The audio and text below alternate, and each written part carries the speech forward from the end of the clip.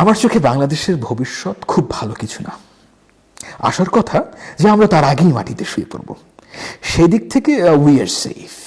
কিন্তু আপনারা যারা আমার কথা শুনছেন, মানে যাদের বয়স 20-25-এর মতন, ইউ গাইজ আর ফাকড।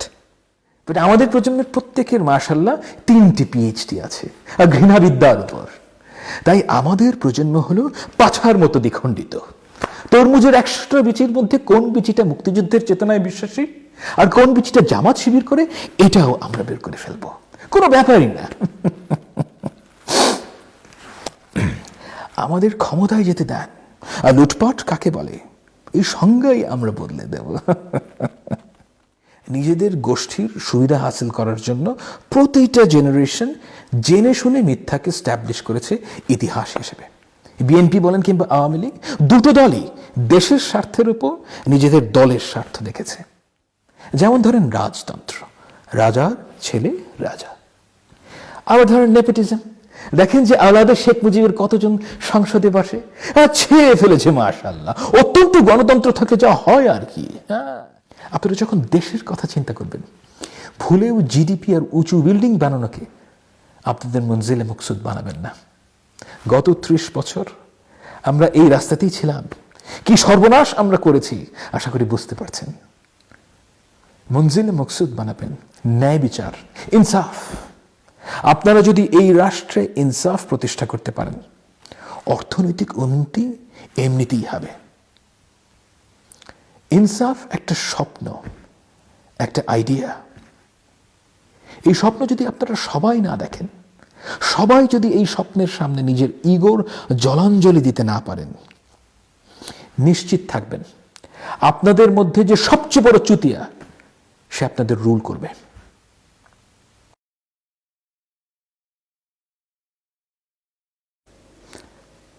আমার মেয়ের বয়স 7। ওর বয়স যখন আমার সমান হবে, বাংলাদেশের জনসংখ্যা হবে 25 কোটির কাছাকাছি। পৃথিবীর ইতিহাসে 1,44,000 স্কোয়ার কিলোমিটারে আমার ধারণা কখনোই, এন্ড আই রিপিট, কখনোই এত বেশি হায়ার প্রাইমেট এত ছোট জায়গায় একসাথে থাকে নাই। এর ফলাফল ভয়ঙ্কর হতে বাধ্য। এখন বাংলাদেশ যেভাবে চলছে, সেভাবে চললে this would be a dystopian nightmare. আমি পলিটিশিয়ান না, এবং most certainly I am not your motivational guru. যেই আশাবাদ আমি নিজেই বিশ্বাস করি না, সেই আশাবাদের কথা বলে আমি আপনার ইন্টেলিজেন্সের অপমান করব না। আমার চোখে বাংলাদেশের ভবিষ্যৎ খুব ভালো কিছু না। আসার কথা যে আমরা তার আগেই মাটিতে শুয়ে পড়ব, সেদিক থেকে উই আর সেফ। কিন্তু আপনারা যারা আমার কথা শুনছেন, মানে যাদের বয়স 20-25-এর মতন, you guys are fucked. Pardon my choice of words here, but that's exactly what I feel about you. এই ডিজাস্টার থেকে রক্ষা পাওয়ার শুধুমাত্র একটা উপায় আছে, আমাদের মতো না হওয়া। খুলে বলি, বাংলাদেশের নেতৃত্বে এসেছে এখন পর্যন্ত মোটামুটি 4টে জেনারেশন। জেনারেশন 1, যারা মুক্তিযুদ্ধের সময় যুদ্ধ করার বয়সে ছিলেন না, মানে ধরেন তখন যাদের বয়স 45-এর উপরে ছিল, শেখ সাহেবের জেনারেশন। জেনারেশন 2 হলো যারা 71-এ ফিজিক্যালি যুদ্ধ করেছেন বা করার বয়সে ছিলেন, মানে ধরেন তখন যাদের বয়স 19-20 থেকে নিয়ে 40-45-এর মধ্যে ছিল। আমার বাবা, জেনারেল জিয়া, খালেদা জিয়া, শেখ হাসিনা, এরা হলেন এই জেনারেশনের মানুষ। বাংলাদেশের 3rd জেনারেশন হলো যাদের জন্ম মোটামুটি 1954 থেকে নিয়ে 1971-এর মধ্যে, মানে এরা মুক্তিযুদ্ধের সময় জীবিত ছিলেন কিন্তু যুদ্ধে যাওয়ার মতো বয়সে ছিলেন না। এই মুহূর্তে বাংলাদেশের নেতৃত্বে আছে এই 3rd জেনারেশন।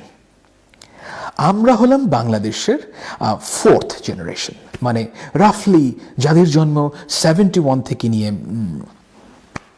85-এর মধ্যে। আমাদের প্রজন্ম বিভিন্ন অর্গানাইজেশনের লিডিং পজিশনগুলোতে সবেমাত্র যাওয়া শুরু করেছে। এই প্রত্যেকটা জেনারেশনে অ্যামেজিং ইন্ডিভিজুয়াল ছিল এবং আছে, নো ডাউট, তারা শ্রদ্ধেয়। বাট কালেকটিভলি এই প্রত্যেকটা generation fucked up this nation and you are going to pay the price, believe me. Generation 3 কথা বলি, এরা নিজেদের লাইফস্টাইল রক্ষা করার জন্য এই দেশের প্রত্যেকটা ইনস্টিটিউশনকে ধ্বংস করেছে। হেন কোনো দুর্নীতি নাই, এমন কোনো খারাপ কাজ নাই যেটা এরা করবে না। এবং সেই সাথে এরা হলো প্রফাউন্ডলি ইনকম্পিটেন্ট।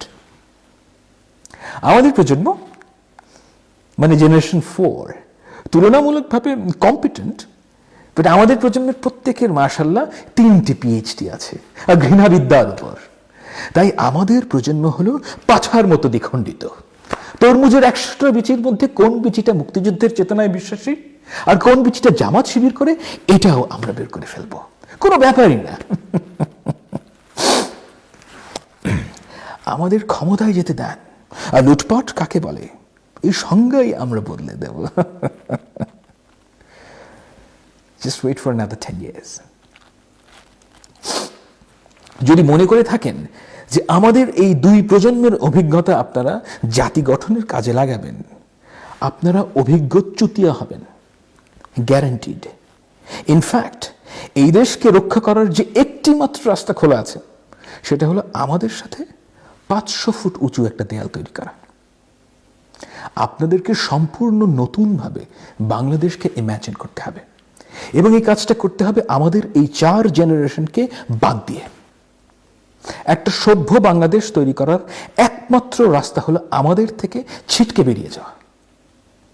আপনাদেরকে আসমানি কিতাবের মতো বিশ্বাস করতে হবে যে আপনারা এতিম, ট্রুলি এতিম।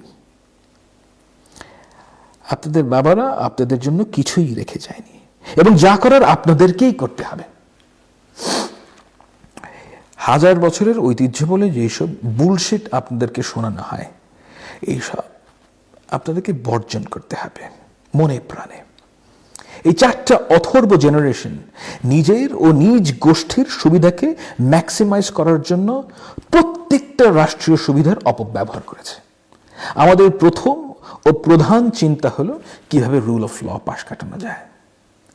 নিজেদের গোষ্ঠীর সুবিধা হাসিল করার জন্য প্রতিটা জেনারেশন জেনে শুনে মিথ্যাকে স্ট্যাবলিশ করেছে ইতিহাস হিসেবে।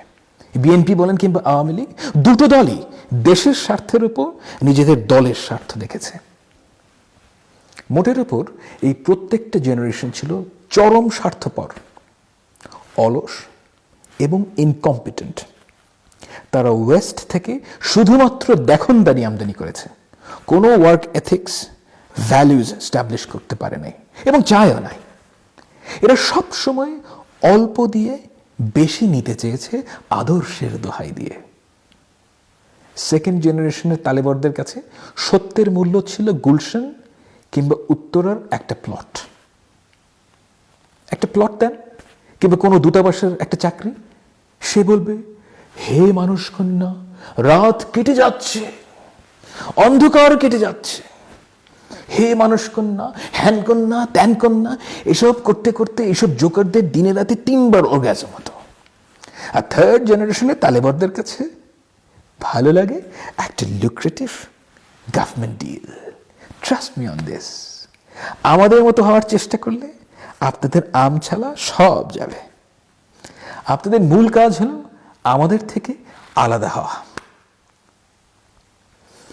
বাংলাদেশের টক্সিক ন্যারেটিভ এবং ইত্রামিপূর্ণ জাইটগাইস্ট থেকে বিচ্যুত হওয়া। কেন এই কাজটা এত গুরুত্বপূর্ণ? আধুনিককালে দুনিয়াব্যাপী বেশিরভাগ মানুষ সংখ্যার ভিত্তিতে জাতি রাষ্ট্রের ন্যায্যতা কল্পনা করে। মানে আরবিট্রারিলি একটা নাম্বার থাকে মনে, কোনো একটা জাতির যদি একটা ভাষা থাকে এবং লেটসে তারা যদি সংখ্যায় 5-6 কোটি হয়, আমরা ধরে নিই যে এই জাতির একটা রাষ্ট্র হওয়া উচিত। সাবকনশিয়াসলি আমরা এভাবেই সিদ্ধান্তে আসি। দেখেন, রাষ্ট্র হওয়ার সাথে জনসংখ্যার কিংবা জাতি ভাষার কোনো সম্পর্কই আমি দেখতে পাই না। সো হোয়াট আপনি সংখ্যায় 15 কোটি। মূল প্রশ্ন হলো আপনি একটা পলিটি কিনা, সেটাই আসল প্রশ্ন। এখন আপনি কিভাবে বুঝবেন যে আপনার জনগোষ্ঠী পলিটি কিনা? আমার কাছে এর উত্তর খুবই সিম্পল। নিজেদের গভর্ন করার জন্য বা নিজেদের সুবিধার জন্য আপনারা লিগ্যাল ফ্রেমওয়ার্কের বাইরে গিয়ে স্ট্যান্ডার্ড তৈরি করতে পারেন কিনা। যেমন ধরেন, আপনার শার্টের সাইজ স্মল, এর মানে হলো আপনার গলার সাইজ রাফলি স্পিকিং 37-38 সেন্টিমিটার। আমি জানি না বাট কোনো এক সময় আই গেস অনেকে মিলে ঠিক করেছিল যে এই সাইজের গলা যায় তার শার্টকে আমরা বলবো স্মল, রাইট? এন্ড কেউ কি আপনার মাথায় পিস্তল থাকায় বলছে যে তুই এই শার্টকে স্মল বলবি? বলেনি, তাই তো? এমনও তো হতে পারে যে শার্টের ক্ষেত্রে গলার মাপ না বরং শোল্ডারের মাপ দিয়ে স্মল, মিডিয়াম, লার্জ এই ক্লাসিফিকেশন অনেক সুবিধাজনক হতো। আমি টেইলার না, বাট এটা হতে পারে তো, নাকি? তো কেন মানুষ এই কাজটা করে না? কারণ এক্সিস্টিং ক্লাসিফিকেশন কাজে দেয় এবং এটা মেনে নেওয়াটাই সুবিধাজনক। প্রশ্নটা ঠিক বা ঠিকের না, আমরা নিজেদের সুবিধার জন্য একটা জেন্টলম্যানস এগ্রিমেন্টে পৌঁছতে পারছি নাকি পারছি না। আপনার মনে হতে পারে যে এটা এমন কি, এটা মোটেও সামান্য বিষয় না। কোনো ধরনের লিগ্যাল ওভারসাইটের বাইরে থেকে একটা স্ট্যান্ডার্ড তৈরি করা এবং সবাই স্বেচ্ছায় এই স্ট্যান্ডার্ড মেনে নিচ্ছে, এটা যে কোনো জনগোষ্ঠীর জন্য রিমার্কেবল ঘটনা। স্ট্যান্ডার্ড তৈরি করার এই ক্ষমতা ইন্ডিকেট করে যে ওই জনগোষ্ঠী নিজেদের সমস্যা নিজেরা সলভ করতে পারে কি পারে না, তারা কতটুকু ম্যাচিওরড কালেকটিভলি। বাঙালিকে আপনি ঐকমত্যে পৌঁছাতে বলেন, সে খুব কায়দা করে মিটিং করবে, ঘন্টার পর ঘন্টা প্যাচাল পারবে। Usually the most eloquent one or the most charismatic one establishes the point. সবাই মাথা নিচু করে মেনে নেবে। আপনার মনে হবে যে আমরা তো কনসেনসাসে পৌঁছে গেছি, কিন্তু না, ইউ আর ফুলড। মিটিং থেকে বের হয়ে 2 মিনিটের মধ্যে বাঙালি বলবে, দেখছেন ভাই, আমাদের কথার কোনো দামই দিল না, যেন আমরা কোনো মানুষই না, যেন আমরা নোয়াখালী থেকে আসা 2টা কলা গাছ। তারপর শুরু হবে চোগলাই বোঝাই আর ষড়যন্ত্র। বাঙালি কোনো জায়গায় কোনো স্ট্যান্ডার্ড তৈরি করতে পারে না এবং কখনোই বিগ পিকচারটা দেখতে পায় না। সে প্রচন্ড ইনসিকিউর, প্রতি মুহূর্তে তার ইজ্জত চলে যায়। প্রবল 3 ইঞ্চি বোধের কারণে সে কখনোই ডুড হতে পারে না। গ্রুপ ইন্টারেস্টকে ম্যাক্সিমাইজ করার জন্য যে ব্যক্তির ইন্টারেস্টকে ইগনোর করতে হয়, এই কনসেপ্টটাই সে বোঝে না।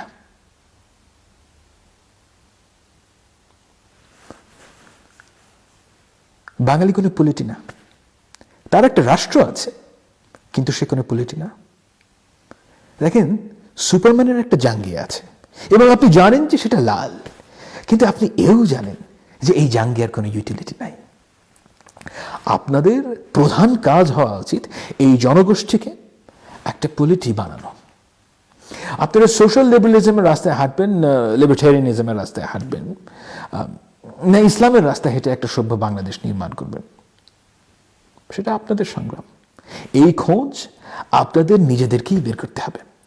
I am not interested in your method, কিন্তু যে রাস্তাতেই আপনারা হাঁটেন, 2টো বিষয় আপনাদের এনশিওর করতে হবে: রুল অফ ল এবং মেরিটোক্রেসি। দেখেন, মানুষ এমন একটা প্রাণী যে সমাজে হায়ারার্কি তৈরি করবে। আপনি রসুলের মদিনায় গেলেও হায়ারার্কি পাবেন, সবার উপরে রসুল, তারপরে সুসংবাদপ্রাপ্ত 10 জন, তারপর মক্কার সাহাবী, এইসব, তাই তো? যে সমাজেই যান হায়ারার্কি আছে। কিভাবে হায়ারার্কি তৈরি হবে? বিলিভ মি, এই ক্ষেত্রে আপনি নতুন কোনো সিস্টেম আবিষ্কার করতে পারবেন না। আপনার মাথায় যাই আসুক, কখনো না কখনো, কোথাও না কোথাও সেটা ট্রাই করা হয়েছে। যেমন ধরেন রাজতন্ত্র, রাজার ছেলে রাজা। আবার ধরেন নেপোটিজম। দেখেন যে আওলাদে শেখ মুজিবের কতজন সংসদে বসে, ছেয়ে ফেলেছে মাশাআল্লাহ। অত্যন্ত গণতন্ত্র থাকলে যা হয় আর কি। হিন্দুদের কাস্ট সিস্টেম, অটোম্যানদের জেনেসার, মিডিয়েভাল ইউরোপের ফিউডালিজম, এই সবই সোশ্যাল হায়ারার্কি। আপনি চান বা না চান, সোশ্যাল হায়ারার্কি তৈরি হবে এবং যে কোনো হায়ারার্কির মূল বৈশিষ্ট্য হলো এই সিস্টেমে মাত্র কয়েকজন উইনার থাকবে এবং অধিকাংশই হবে তুলনামূলকভাবে লুজার। এখন আমি বলছি না যে কম্পিটেন্স বেসড মেরিটোক্রেসি পৃথিবীর শ্রেষ্ঠ হায়ারার্কিক্যাল সিস্টেম, কিন্তু মেরিটোক্রেসি হলো একমাত্র হায়ারার্কিক্যাল সিস্টেম যেখানে লুজার মনে করে যে সে ইনসাফ পেয়েছে। ট্রু মেরিটোক্রেসিতেই শুধু লুজার একটা ক্লোজার পায়। মেরিটোক্রেসি কাম্য এজন্য না যে মেরিটোক্রেসি ফ্ললেস, মেরিটোক্রেসি কাম্য কারণ অন্যান্য প্রত্যেকটা হায়ারার্কিক্যাল সিস্টেম বিভৎস এবং লং রানে আনটেনেবল। 3000 বছরে হিন্দু সমাজ কাস্ট সিস্টেম থেকে বের হতে পারেনি। 3000 বছর। রুল অফ ল না থাকলে আপনি কোনোদিনও মেরিটোক্রেসি পাবেন না। গ্রামের একটা ছেলেকে ওপরে ওঠার সুযোগ দিতে হবে। সোশ্যাল আপওয়ার্ড মোবিলিটি একটা জীবন্ত সমাজের অন্যতম প্রধান বৈশিষ্ট্য। বাংলাদেশকে আপনি যতই সমালোচনা করেন, গত 30 বছরে আমাদের দেশে সোশ্যাল আপওয়ার্ড মোবিলিটি ছিল এবং আমরা এর অনেক সুবিধা ভোগ করেছি। সত্যি কথা, সরি টু সে, আপনারা আমাদের মতো এই সুবিধাটা পাবেন না। বাংলাদেশে দ্রুততার সাথে সোশ্যাল স্ট্র্যাটিফিকেশন ঘটছে এবং আপনারা আমাদের বয়সে আসতে দেখবেন যে সোশ্যাল আপওয়ার্ড মোবিলিটির সব সুযোগ বন্ধ হয়ে আসছে। এই ঘটনাটা ঘটবে, লিখে রাখতে পারেন। এই ভয়াবহ অবস্থা থেকে আপনারা যদি মুক্তি চান, অ্যাজ এ গ্রুপ আপনাদের সবার মেরিটোক্রেসি ও রুল অফ লর উপর ঈমান আনতে হবে। দয়া করে মনে রাখবেন যে চালাকি করে বেশি দূর যেতে পারবেন না। It doesn't work that way. সব জায়গায় চালাকি করে ওস্তাদ বাঙালি কোথায় এসেছে আপনারা দেখতেই পাচ্ছেন। আমাদের যে ন্যাশনাল ন্যারেটিভ, এর প্রতিটা লাইন লেখা হয়েছে মিথ্যা না হয় এমবেলিশমেন্ট দিয়ে। এসব বুলশিট যেখানেই শুনবেন ডাস্টবিনে ফেলবেন। এই জাতির ঐতিহ্য আপনারা নিজেরা তৈরি করবেন, নিজেদের মতো করে, নিজেদের এতিম মনে করবেন। এতিম হওয়ার সুবিধাও অনেক। Sky is the limit. আপনারা যখন দেশের কথা চিন্তা করবেন, ভুলেও জিডিপি আর উঁচু বিল্ডিং বানানোকে আপনাদের মঞ্জিলে মকসুদ বানাবেন না। গত 30 বছর আমরা এই রাস্তাতেই ছিলাম। কি সর্বনাশ আমরা করেছি আশা করি বুঝতে পারছেন। মঞ্জিলে মকসুদ বানাবেন ন্যায় বিচার, ইনসাফ। আপনারা যদি এই রাষ্ট্রে ইনসাফ প্রতিষ্ঠা করতে পারেন, অর্থনৈতিক উন্নতি এমনিতেই হবে। ইনসাফ একটা স্বপ্ন, একটা আইডিয়া। এই স্বপ্ন যদি আপনারা সবাই না দেখেন, সবাই যদি এই স্বপ্নের সামনে নিজের ইগোর জলাঞ্জলি দিতে না পারেন, নিশ্চিত থাকবেন আপনাদের মধ্যে যে সবচেয়ে বড় চুতিয়া সে আপনাদের রুল করবে। বাংলাদেশের ভবিষ্যৎ, আপনাদের ভবিষ্যৎ আমার আশঙ্কার চাইতে অন্তত সামান্য কম ভয়ঙ্কর হোক, এই কামনা করি।